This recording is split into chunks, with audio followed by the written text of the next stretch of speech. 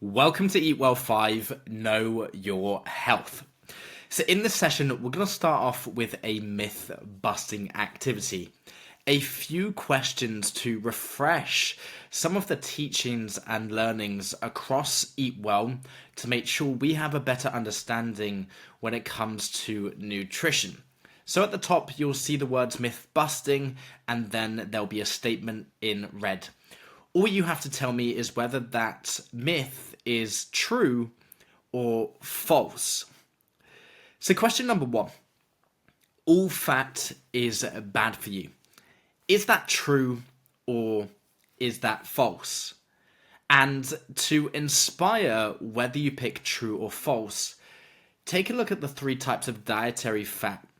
Saturated, which is solid at room temperature. It includes fatty meats, cream and cheese. Unsaturated fats, which are liquid at room temperature. We've got rapeseed oil, we've got olive oil, my 2 favorite cooking oils. And then finally, we've got trans or partially hydrogenated fats or oils. They're found in processed foods or even drinks. Now, the answer is false. Whilst it's true that some types of fat are unhealthy in large amounts, not all fats are created equal. And going back to the previous slide, we can see that there are 3 types of dietary fat. Saturated fats, which are solid at room temperature. They've been linked to an increase in heart disease when consumed in excess. Unsaturated fats, which are liquid at room temperature, they are generally considered heart healthy. And then trans or partially hydrogenated fats or oils, they're the most harmful type of fat. So you could label fats as good or bad. But to go one step further, I actually want to break it down using something called a castle and a wall analogy. Something that I came up with when I was a diabetes lecturer, having helped over 2,000 patients drop anywhere between 5 to 40 kilos of body fat and lower their HbA1c blood sugar levels. So, without going into too much biology, essentially within our body cells, we have something called the nucleus, and we want to protect that. So this is what we're going to refer to as our castle. And inside of our castle, we are either a king or we are a queen. Now, in order to protect the king and the queen, DNA, the nucleus, we have to build a wall. And the wall is represented as this outside structure. So to do that, we start building a wall using different types of dietary fat. We start off with saturated fats, and we build that wall brick by brick, layer by layer. And the cement between each brick is that saturated fat. Now, one day we take a look outside of the castle at the progress of this wall. We can actually see there's gaps in the infrastructure, which means a bacteria or viral infection can get through and attack our castle. So that's why we would say we have saturated fats in moderation. So the king and the queen need to think quickly on their feet. They need to change the cement between each brick. So we would actually advise you choose more unsaturated fats. The 2 examples that we've given you are rapeseed oil or olive oil. You could also have avocados, nuts, seeds, oily fish. So we build that infrastructure brick by brick, layer by layer, and then we take a look at the progress of that wall. That wall is watertight. Bacteria and viral infection cannot get through. It cannot attack the castle. So what we're saying there is that these types of fat actually strengthen our immune system. However, sometimes we do enjoy a takeaway. We do enjoy processed foods, drinks, cakes, biscuits. In the short term, that is okay. But if we were to consume trans or partially hydrogenated oils over a long period of time, you may as well get a boulder and knock down that infrastructure that you've been previously building. So, I hope that gives you a better understanding of this myth busting question number one. All fat is bad for you. That is false. There are types of fat that are labeled as bad, and there are also other types which are labeled as good. Question number two. Carbohydrates can be stored as fat. Is that true or is that false? The answer is true, and this is why. Whilst it's true, excess calories from any macronutrient, not only carbohydrates but protein and fat, can contribute towards weight gain and the storage of subcutaneous or visceral fat.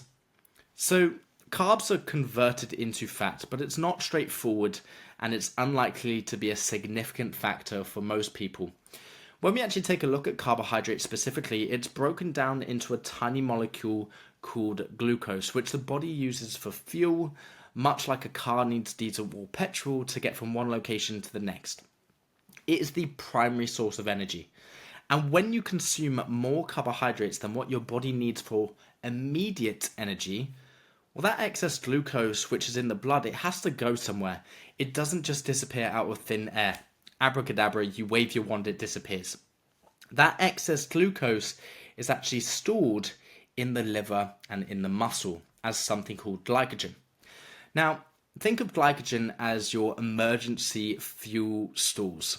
Once glycogen stores are full, any additional carbohydrates consumed can indeed be converted straight into fat through a process called de novo lipogenesis. However, de novo lipogenesis is a relatively inefficient process in humans. It typically only occurs under specific conditions where carbohydrate intake is extremely high and overall calorie intake exceeds your expenditure. However, we would say and underline that if you do consume 3,500 calories above your maintenance, you will put on 1 pound of fat. Now, in most cases, the body prefers to use carbohydrates for energy to replenish glycogen stores rather than converting them into fat. And when we actually take a look at glycogen storage in the muscle, that can fluctuate based on factors like physical activity and carbohydrate intake, because glycogen stored in the muscle actually attracts water. So, fluctuations in muscle glycogen can also cause changes in water retention and body weight. So when you see your body weight go up, it doesn't mean you've put on fat. It simply means that you've got more water in the muscle, but it doesn't necessarily mean that you're gaining fat. So whilst it's theoretically possible for carbs to be stored as fat, it's not a common occurrence under normal dietary conditions. Weight gain is more closely associated when consuming excess calories from any macronutrient, carbohydrate, protein, or fat, rather than just carbohydrates on its own. Now, to take it that one step further, we can actually break down glycogen into glucose via a process called glycogenolysis. So essentially what happens is when we have glycogen broken down into glucose, it increases your blood glucose levels. Therefore, you have higher blood glucose levels, more glucose molecules in the blood. Your pancreas then produces insulin to regulate that glucose to move from the blood into your body's cell. So what happens then is we have more glucose going into the cell and less in the blood. Less is going to be stored as glycogen in the liver and in the muscle. However, if you are in a calorie deficit and you have less glucose in the blood and you have a drop in blood glucose levels, well, glucagon, another hormone, is released and it causes the liver to take glucose out of the blood, store it as glycogen, and then we spike your blood glucose levels. So it's really important to understand that this is an ever ongoing process and we need to make sure that we have stable blood sugar levels. So in short, to summarize, if we have low blood glucose levels, glucagon is released. That then means the liver releases glucose into the blood via a process called glycogenolysis. I think I said it wrong previously. However, if we've got high blood glucose levels, then the pancreas produces insulin to take glucose out of the blood and store it as glycogen in the liver and the muscle. However, if we've exceeded that capacity, then it's stored as subcutaneous or visceral fat. Now, glycolysis is how we actually break down glucose into glucose 6-phosphate, fructose 6-phosphate, and fructose 1,6-bisphosphate. But we'll learn more about the science behind that in a separate training. Question number 3. All sugar is the same. Is that true or is that false? The answer is false, and this is why. Not all sugars are created the same. There are natural sugars and added sugars, and they have different effects on health. For example, natural sugars are those found naturally in foods like fruit, vegetables, and milk products. These sugars come packaged with essential nutrients, fiber, and other beneficial compounds. For example, the sugar found in fruit is accompanied by vitamins, minerals, phytonutrients, antioxidants that contribute towards your overall health. When looking at milk, that contains lactose, a natural sugar, along with protein and calcium, which are vital for bone health. Compare that to added sugars.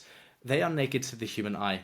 They contain no nutrients whatsoever, and they contribute towards your overall energy intake. And consuming too much added sugar has been linked to various health problems, including obesity and also insulin resistance, which can lead to type 2 diabetes, heart disease, and also dental cavities as well. So the body processes natural and added sugars differently due to the accompanying nutrients and fiber in those natural sources, which can affect how quickly sugar is absorbed into the bloodstream. If we actually take a look at your average Starbucks, it's a grande. I'm not sure what it could be. It could be a Frappuccino, but there is a massive 338 calories, almost 16 grams of fat, of which 11 grams are saturated, and an incredible 45 grams of carbohydrate, of which 44, if we round it up, is sugar. We don't want to exceed more than 6 cubes of sugar per day. Therefore, it's really important, if you are on a fat loss journey, to limit your sugar intake, or if you do have a sweet tooth, perhaps using something like sweetener. An example could be stevia. Question number 4. Eggs are bad for cholesterol. Going back to our castle and our wall analogy. Is that true or is that false? The answer is false, and this is why. Eggs have been demonized in the past due to their cholesterol content, but they're not inherently bad for cholesterol levels for most people. Whilst it is true that eggs contain cholesterol, dietary cholesterol has less impact on blood cholesterol levels than previously thought. And for the majority of people, consuming eggs in moderation, so having eggs for breakfast, is unlikely to significantly raise your cholesterol levels or increase the risk of heart disease. And that's because the body tightly regulates its cholesterol levels and dietary cholesterol, and it has a modest effect on blood cholesterol levels for most people. Now, research has shown that for many people, the cholesterol in eggs doesn't significantly increase low-density lipoprotein cholesterol, which we can see on the left-hand side in red. And it may even increase high-density lipoprotein cholesterol, which is our good blood cholesterol, which is represented in that swampy green color. Eggs are a nutritious food, rich in high-quality protein, vitamins, and minerals, and they are a valuable part of a healthy and balanced diet. If you are someone that has a condition called genetic hyperlipidemia, that's generally characterized by high levels of low-density lipoprotein cholesterol from birth. Therefore, you may need to limit your dietary cholesterol, including sources which are eggs. So, for the general population, including eggs as part of a balanced diet is unlikely to have adverse effects. And to take it that one step further, let's go back to our castle and our wall analogy.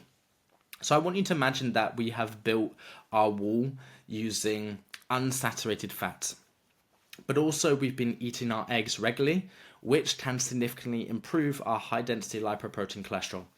I want you to think of cholesterol as soldiers. We have trained soldiers, namely high-density lipoprotein cholesterol, and untrained soldiers on probation or in basic training, which are low-density lipoprotein cholesterol. So if we are eating relatively well and we're eating foods that can impact our high-density lipoprotein cholesterol, we are going to have more trained soldiers on the wall of our castle, protecting us from bacteria and viral infection using their machinery. However, if we start to eat less nutritious meals and foods that can impact our low density lipoprotein cholesterol, these are the untrained soldiers, or the soldiers in basic training, probation, however you want to remember it, and they simply are not trained to use a weapon to defend us from bacteria or viral infection, which means when they turn a slight eye, they can get in and they can attack the castle, namely the king, which is myself, or the queen. To take it that one step further, we want to think of fats as a transporter. When we have a good amount of fat in the diet, specifically unsaturated fats, I want you to think of it as a chariot, because fats can help with absorption of vitamin A, vitamin D, vitamin E, vitamin K. And we need to be able to feed the king and the queen, right? So the only way through this wall, which biology, it's named the phospholipid bilayer, is to be a fat molecule and to be carrying something beneficial for the king and the queen, the nucleus or the DNA. So what we would say there is, if we're eating good fats, we're going to be able to transport those vitamins, minerals, and phytonutrients in and out through the wall to the castle. If we're eating less nutritious meals and we're carrying low density lipoprotein cholesterol, then we simply won't have that transportation mechanism. And that means the king and the queen, they're going to get extremely hungry, and perhaps that's going to affect the way you think and the way you feel. And that's why most individuals tend to get tired, lethargic, and fatigued, because when they're in a calorie deficit, they've dropped their calories way too low. So taking it one step further, looking at cholesterol, we do have two different types. We've got high density lipoprotein cholesterol, that's almost like a tongue twister, HDL, and then we've got low density lipoprotein cholesterol. Starting with low density lipoprotein cholesterol on the right, it's bad because it can contribute towards a buildup of plaque in the arteries, which we could see in this yellow color here. And that's known as a condition called atherosclerosis. Now, atherosclerosis can narrow your arteries, leading to a higher risk of heart disease and stroke. And low density lipoprotein cholesterol actually carries cholesterol from your liver to cells throughout the body, where it's utilized for various functions. But if there's an excess of low density lipoprotein cholesterol in the bloodstream, it will accumulate in the arterial walls and it will form plaque. High density lipoprotein cholesterol, on the other hand, is very, very good for you because it helps to remove low density lipoprotein cholesterol from the bloodstream, especially if it's stuck on the arterial walls, and it transports it back to the liver where we actually recycle it. Now, the liver has a pretty incredible job because we've just learned that it stores glycogen in the liver, but it also helps with the breakdown of that low density lipoprotein cholesterol. So we could actually say that high density lipoprotein cholesterol acts as a scavenger, picking up excess cholesterol from cells and arterial walls and returning it to the liver through a process called reverse cholesterol transportation. Now again, high levels of high density lipoprotein cholesterol is linked to lower risk of heart disease, and regular physical activity, a healthy diet rich in unsaturated fats, which is our transporter mechanism, and moderate alcohol consumption can actually help to raise our high density lipoprotein cholesterols. So when we actually take a look at your overall health, cholesterol management involves not only monitoring LDL and HDL, but it's also going to help to mitigate other factors such as blood pressure, blood sugar levels, and overall cardiovascular health. So as much as you want to get lean, you want to drop body fat, you want to look physically pleasing, please do understand that there are a vast amount of health benefits associated with losing weight, and even just simply changing your habits and your nutrition, from regular exercise to weight management, which can help to maintain healthy cholesterol levels and reduce the risk of long-term health complications. Now, finally, is frozen fruit more nutritious than fresh? The answer is true, and this is why. Frozen fruits and vegetables can be more nutritious. I've actually made a spelling mistake up here, but hey, we're human. It's more nutritious than fresh, and this is why, because when fruits and vegetables are frozen shortly after being picked, they're typically frozen at their peak ripeness and nutritional content. And this rapid freezing process helps to preserve vitamins, minerals, and antioxidants present in that produce. Now, in contrast, fresh fruits and vegetables may lose some of their nutrients over time due to transportation, storage, sitting on store shelves. If we take, for example, peas, they're frozen shortly after harvesting, and we can actually retain more of those nutrients rather than sitting on that store shelf. So this is what we call the cell cycle. So if we can actually stop the cell cycle and freeze that produce, then we're going to stop the aging process. And to give you an example, I want you to imagine that you've purchased some bananas. If you purchase bananas and you leave it on your kitchen table for a couple of days, the color starts to change, and that's because we have spoilage bacteria, which breaks down the carbon structures, and the banana doesn't look as appealing, right? It starts to change its color, it goes a little bit darker, maybe even a little bit mushy. Another example that I want to give you is one of my favorite movies, Captain America. So Captain America actually remained frozen in ice for several decades prior to being revived in the modern era. And you'll notice that he didn't age, whereas I believe his wife did. Therefore, we would say that we can stop the cell cycle through freezing. So if you're having frozen fruit or frozen veg, that is more nutritious than fresh. But again, that's not to say that you shouldn't eat fresh produce. I would say variety is the spice of life. Have both. Moving on, look at fluid requirements. Monitoring your hydration is going to be crucial for maintaining your overall health and well-being. One simple way to gauge hydration status is actually observing the color of your urine. So here we can see on the top right, we've got very good, fair, light, dehydrated, very dehydrated, and severely dehydrated. A darker color urine may indicate dehydration. So really we want to aim for 6 to 8 cups of water, unsweetened tea or coffee per day. You may even get a fluid requirement goal when you start the program with us. And what can impact your body requirements? Well, body size. Typically males need more than females. Type of physical activity. If you're sedentary, sitting in the office versus doing an ultramarathon, then of course you're not going to sweat as much, you're not going to lose as many electrolytes or fluid compared to someone who is running cross country. Temperature. If you're living in a hot climate, again, to regulate your body's thermostat, we actually do sweat to cool it down. Therefore, you're going to need more fluids on board. Then illness as well. Actually, when we are ill, our body temperature starts to increase. That's why you see your nurse, your GP, take your temperature, pop it something in the ear. We start to speed up the reaction to eliminate that bacteria or viral infection. So if you're working towards weight loss, meeting your fluid requirements has a significant role. I recommend having a glass of water 30 minutes before you eat, because that can actually slow down your digestion and help you to feel fuller once you've had that meal. And that's just because we are increasing the pH of that stomach acid. So if we think gastric acid juices, something like hydrochloric acid, that's going to be produced. And again, its pH is around 1 or 2. Therefore, if we do have a glass of water, which is pH 6, 7, 8, depending on where you get your water from, that's going to neutralize that stomach acid. Therefore, it's going to take a lot more time for those stomach acids to break down, process, and metabolize any food or drink that you consume. So that's something to think about, and also a tool that you can use when on your fat loss journey. Moving on, looking at alcohol. To minimize the health risks associated with alcohol, the chief medical officers, the CMOs, recommend limiting it to around 14 units per week if you are someone that drinks alcohol on a regular basis. So to give you an idea of what that might look like, if you are a red wine drinker, that's 6 glasses of red wine across the week, 175 ml, 13% concentration. There's roughly 159 calories per glass. Again, if I am someone that is trying to monitor my alcohol intake and I don't want to exceed the 14 units of alcohol per week, and I drink lager or ale, that's a roughly 6 pints. A pint is 568 mils. The concentration is 4%, and there's 180 calories per pint.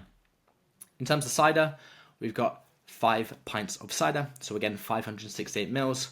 4% is the concentration, 216 calories per pint.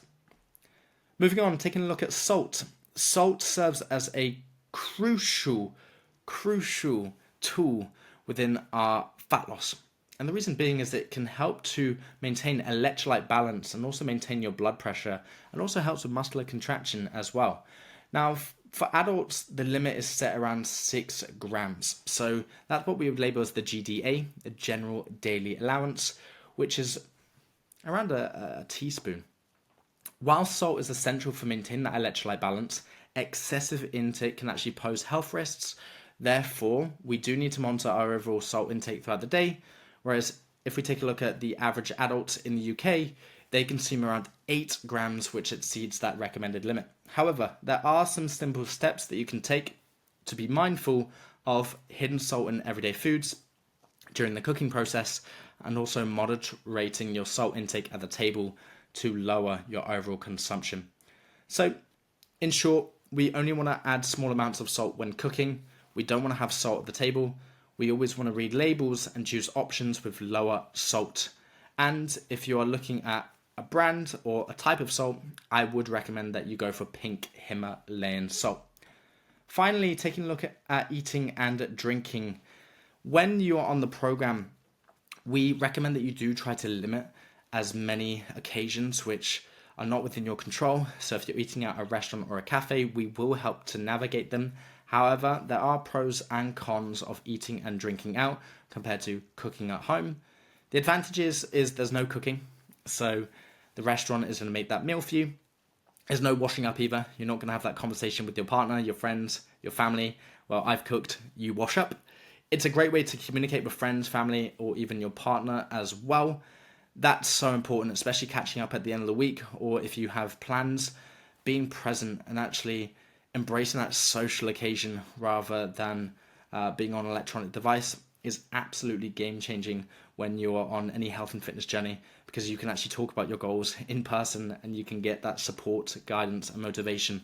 You also get to try new foods and cuisines. Perhaps you've seen a new restaurant open up near you and you want to go and try it.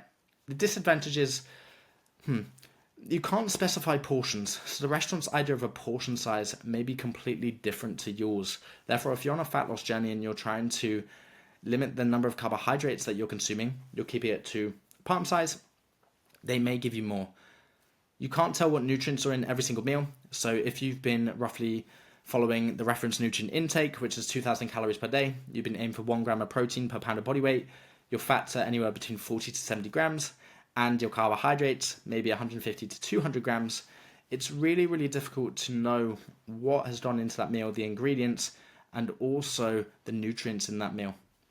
It's expensive, and you're unsure of the number of calories, but there are solutions that we can take to be able to enjoy that meal without feeling as though we've ruined our progress. Number one, do your research. So jump online. Most restaurants or cafes now have calories on menus. Plan in advance, so communicate with your coach. You can bank calories or you can make smart swaps to enjoy that occasion without removing all of the food and drink that you enjoy. You can ask a friend or a waiter or a waitress for some guidance. That is crucial, because if you are on a fat loss journey and you've been focusing on portion control, quarter carbohydrate, quarter protein, half vegetables, you can explain that and they will understand and they will support you, and also make an effort to support your health and fitness goals around nutrition.